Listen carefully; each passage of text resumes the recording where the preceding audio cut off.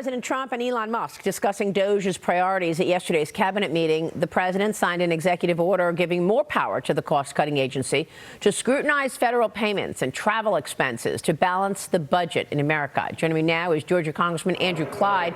Congressman, good to see you. Thank you so much for being here.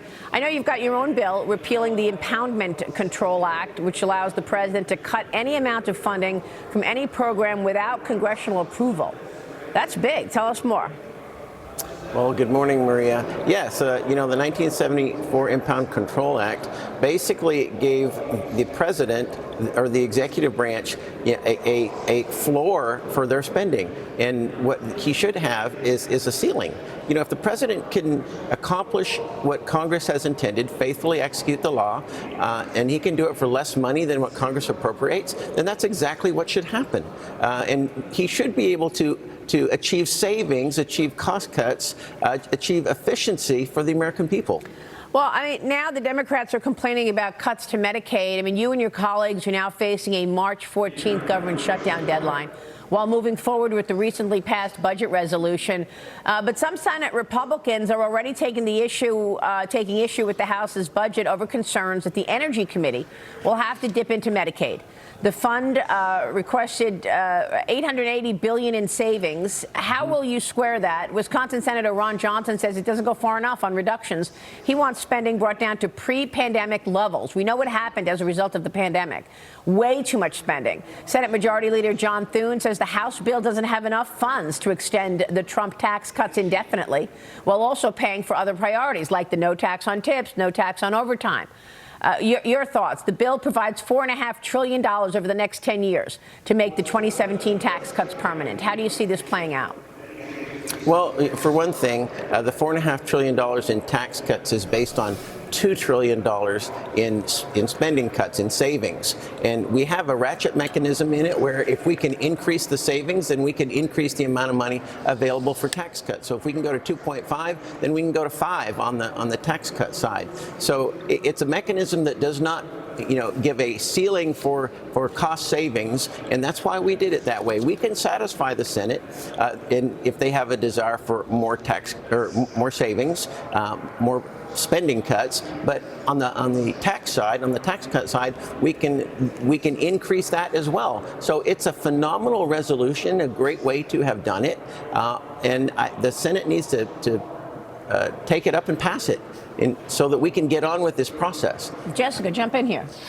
Congressman Clyde, thank you for being with us. We saw yesterday nearly a unanimous House Republican vote on this budget bill.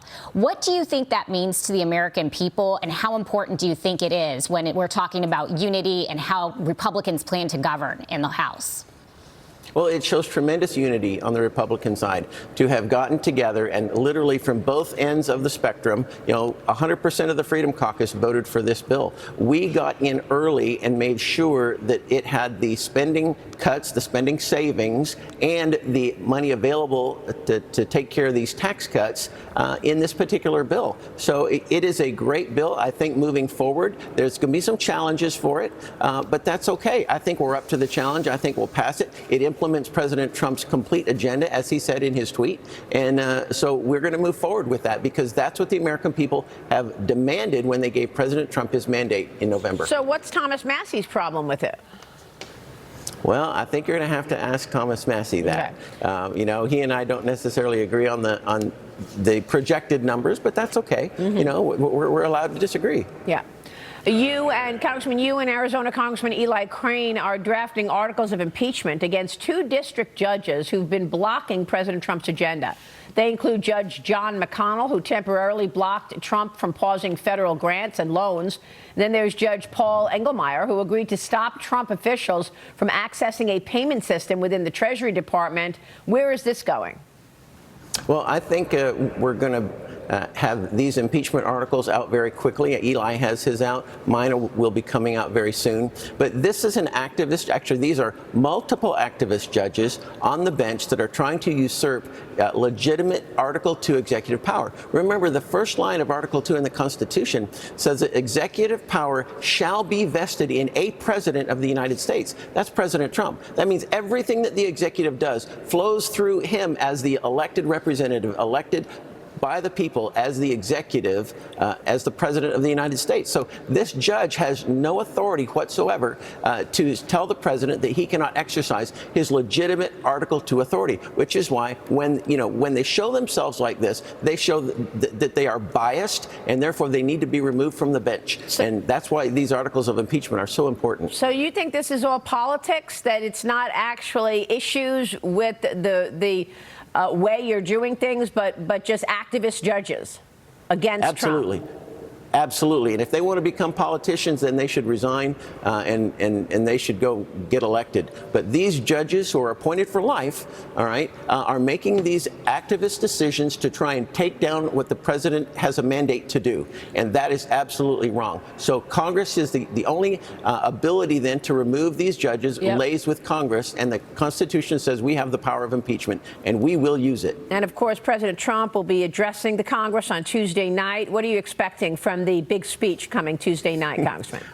I'm looking forward to it. It's a return of the president of 45, now 47. So it's going to be a historic evening, and really excited about it. Really, really excited to hear what the president has to say. All right, Congressman, it's good to see you this morning. Thanks very much. Thanks, Maria. Andrew Clyde on Capitol Hill.